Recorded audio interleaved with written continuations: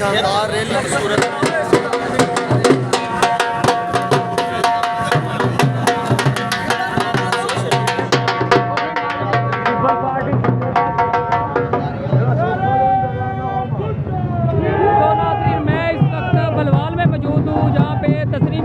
कुरैशी की क़यादत में, अब्दुल लतीफ़ सिंधु की क़यादत में, चौधरी तारक गुज्जर की क़यादत में, मार मोहम्मद यार लख की क़यादत में हज़ारों की तादाद में गाड़ियाँ, लाखों की तादाद में कारकुन जो कि बिलावल भुट्टो आज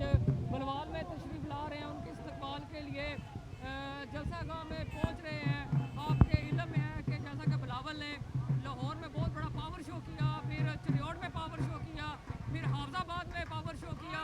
आज बिलावल भुट्टो साहब जो है पावर शो के लिए बलवाल में तशरीफ़ ला रहे हैं और उम्मीद है कि अवाम का जम्मे कबीर बलवाल में देखने को मिलेगा, क्योंकि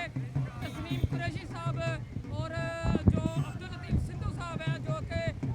सूबाई उम्मीदवार PP 77 पर पाकिस्तान पीपल्स पार्टी की तरफ से बहुत सरगर्म कारकुन हैं, जियाले हैं और उनके साथ सैकड़ों कारकुन, सैकड़ों गाड़ियाँ बिलावल के इस्तकबाल के लिए बलवाल पहुँच रही हैं।